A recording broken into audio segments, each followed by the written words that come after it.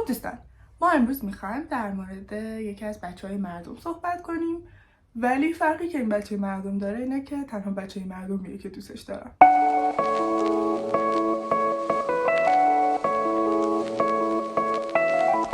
سلام بچه ها، اسم من پارمیداست و امروز میخوام در مورد یکی از انسانهای تاثیرگذار ایرانی یعنی شیخ بهایی باتون صحبت کنم. بهاءالدین محمد ابن عزالدین حسین ابن عبدالصمد ابن محمد ابن حسن ابن عاملی جبعی در قرون 10 و 11 هجری خورشیدی یه همه چیزدان به تمام معنا بوده. بچه این که میگم شعار نیه. ایشون از دانشمندای ریاضیات، فلسفه و منطق بوده و در کنار شاعر بودن و ادبیات و تاریخ نگاری هم میکرده و در طول زندگیش 96 کتاب و رساله توی موضوعات سیاست، ریاضی، اخلاق، نجوم، عرفان، مهندسی و هنر، فیزیک و بخشای مختلف مذهب نوشته ای که خب این خیلی بهش نزدیک‌تره چون در ادامه میفهمیم چرا. خدای بچه‌ها اگه کل کتابا و رساله ها و مجله ها و هر متنی که من خوندم و رو هم دیگه بذاری 96 تا نمیشه که این 96 تا فقط نوشته مرد. بعد اینجا رو گوش بدیم بچه‌ها. من الان نزدیک 2 ساله دارم تلاش میکنم که مهندسی و هنر رو در کنار هم دیگه ادامه بدم و نمیتونم. پدرم در میاد، هر دفعه اینجوری میشم که ولش کن دیگه، نمیرم دانشگاه و بعد دوباره از اون ور میرم دانشگاه و کارهای هنرم انجام بدم. خیلی جالبه. بعد این آدم مهندسی و هنر که هیچی، این همه چیزو در کنار هم درسته. واقعا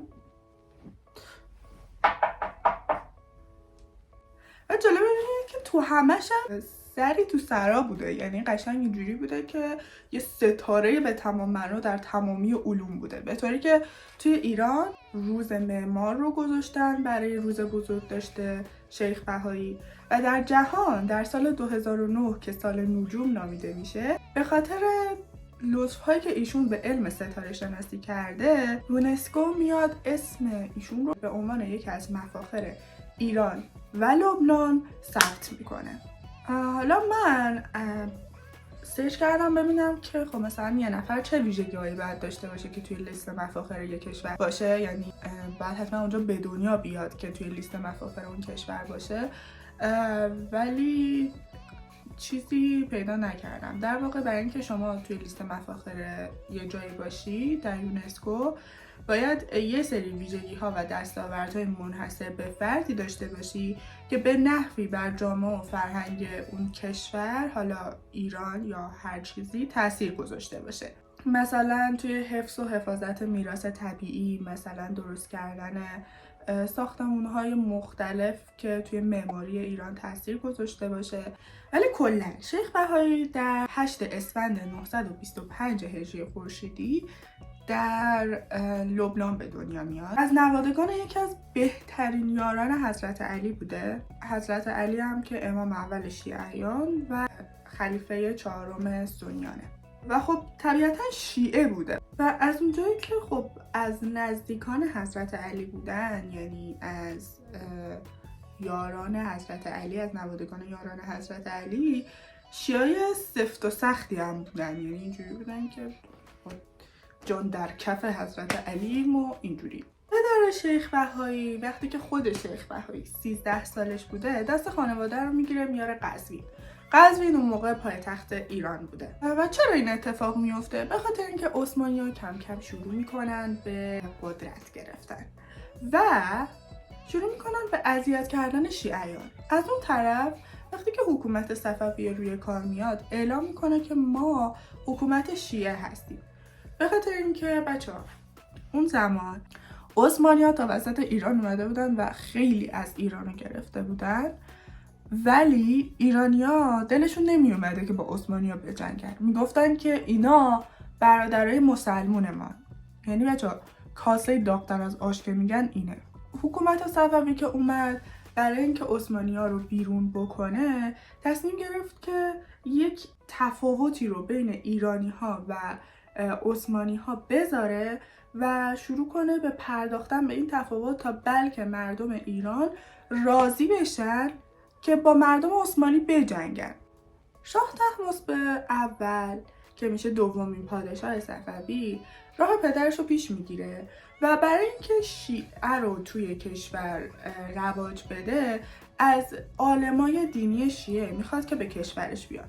عالمای دینی شیعه که از دست عثمانی‌ها در عذاب بودن هم از خداشونه دیگه، میان تو ایران خیلی هم همه چی اوکیه. پدر شیخ بهایی هم یکی از همین عالما بوده که دیگه نسلش هم به نسل یاران حضرت علی میخورد و دیگه کی از این بهتر. بعد از 3 سال اقامت توی قزوین پدر شیخ بهایی تبدیل میشه به شیخ الاسلام قزوین. حالا بچه شیخ الاسلام چیه؟ شیخ الاسلام ظاهرا اولین نسل آخونداست، یعنی اینکه اون موقع اینجوری نبوده که تو هر کوچه مثلا دفتر ازدواج باشه و خمسو به یکی بدی، پیش یکی عقد کنی، یکی برات امر به معروف کنه، از اینجور حرف. اصلا اینجوری نبوده. اینجوری بوده که کلن همه کارا رو یه نفر میکرده و اون یه نفر شیخ الاسلام بوده. اونطور که من متوجه شدم، بچه من اصلا اطلاعات دینیم جالب نیست، ولی اینجوری. طبیعتا توی حکومت مذهبی صفوی شیخ الاسلام ها خیلی قدرت داشتن و شیخ الاسلام ها به طور مستقیم از خود پادشاه پول میگرفتن. بچه پول کمی هم نبوده، یعنی جزو مثلا پولدارای اون موقع بودن، جزو طبقه های بالای جامعه بودن شیخ الاسلام ها. به خاطر همین کلا شیخ بهایی بچه‌ای نبوده که توی سختی بزرگ شده باشه. هر چیزی که میخواسته همیشه در دسترسش بوده و از همه امکاناتش بهترین استفاده رو برده. میشه گفت یه جورایی آقازاده محسوب میشده. حتی بعد از مرگ پدرش تبدیل میشه به شیخ الاسلام هرات. همینجوری تا مدت‌ها شیخ الاسلام هرات میمونه تا اینکه میزنه و به قسمت جذاب ماجرا میرسیم. شاه عباس اول. بچه‌ها شاه عباس اول وارد کشور میشه، اقتدار ایران رو بهش برمیگردونه و شروع میکنه به اهمیت نشون دادن و ایجاد زمینه برای ترویج فرهنگ و هنر و معارف دینی. حالا تا یه حدودی بچه اون موقع عالمای دینی که میگم اینجوری بوده که خیلی اصلا امکان نداشته که مثلا یه نفر فقط عالم دینی باشه، حتما حداقل یه فلسفه یا منطق کنارش بوده. به خاطر همین عالمای دینی اون موقع اینجوری بودن که مثل شیخ بهایی یه جورایی همه کاره بودن، یعنی همه فن حریف بودن.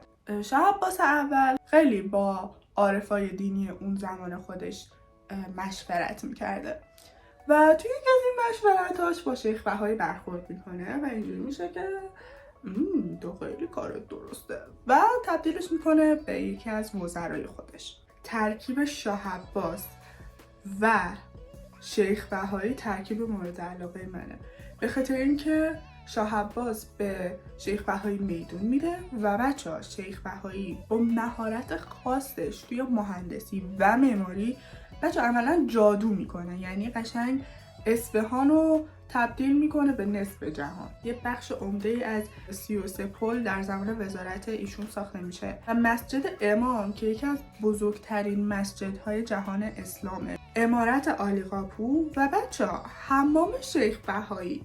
حمام شیخ بهایی حمامی بوده که یک فضای بزرگ، یعنی حمامای عمومی نمیدونم قبلا رفتین دیدین یا نه، ولی یک فضای بزرگ حمام فقط با یک شمع گرم می شده و این شمع توی یه محفظه انگار قرار می دادن که بعدن که اومدن حالا اونجا رو تمیزکاری کنن و نمیدونم روش تحقیقات انجام بدن که چطوری این شمع باعث شده که کل این حمام گرم بشه، ظاهرا زدن محفظه رو شکوندن و دیگه این حمام کار نمیکنه. ولی برای خودش یه عجایبی بوده که چجوری با یه شب کل حمام به این بزرگی رو گرم می‌کرده. انقدر این آدم عالم بوده و باهوش بوده که شاه عباس اینجوری بوده که عزیزم تا جا میخوای بیا بشین جای من، بیا بشین جای من، بیا تو رو خدا بیا بشین جای من. بعد از یه مدت میکندش شیخ الاسلام اصفهان، یعنی هم وزیر بوده هم شیخ الاسلام اصفهان.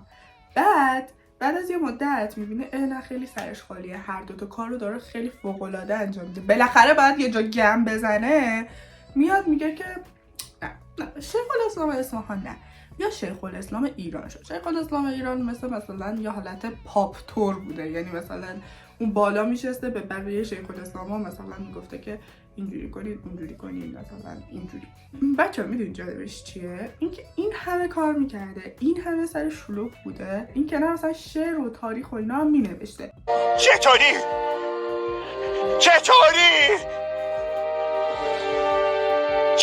نمیدونم.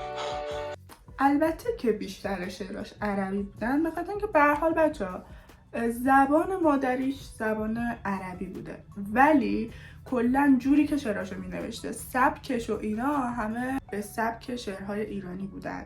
متاسفانه شیخ بهایی فرزندی نداشته. این آدم نزدیک به 35 سال به کشور ایران خدمت میکنه. یک روز وقتی که با شاگرداش میره به قبرستون که برای مرده ها فاتحه بخونه، یه دفعه شروع میکنه به خودش لرزیدن و همه پر میکردن اینجوری نگاش میکنن چته.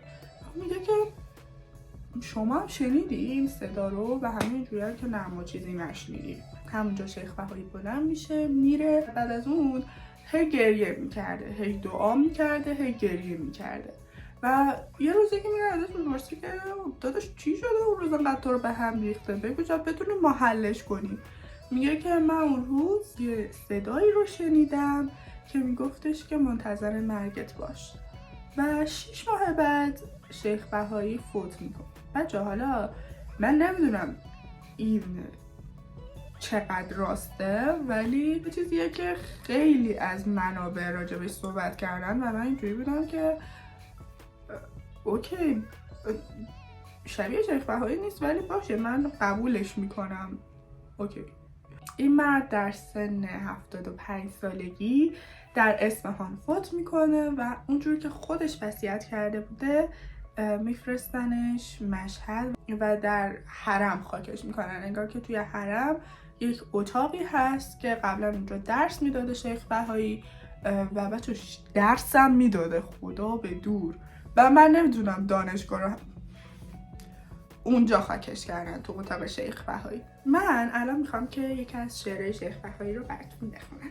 همه شب نماز خواندن، همه روز روزه رفتن، همه سال از پی حج سفر حجاز کردن، ز مدینه تا به کعبه سر و پا برهنه رفتن، دو لب از برای لبیک به گفته باز کردن، شب جمعه ها نخفتن به خدای راز گفتن، ز وجود بی نیازش طلب نیاز کردن، به مساجد و معابد همه اعتکاف کردن، ز ملاهی و مناهی همه احتراز کردن، پی طاعت الهی به زمین جبین نهادن، گه و گه به آسمان ها سر خود فراز کردن، به مبانی طریقت به خلوص راه رفتن، ز مبادی حقیقت گذر از مجاز کردن، به خدا قسم که هرگز ثمرش چنین نباشد که دل شکسته ای را به سرور شاد کردن، به خدا قسم که کس را ثمر آنقدر نبخشد که به روی ناامیدی در بسته باز کردن.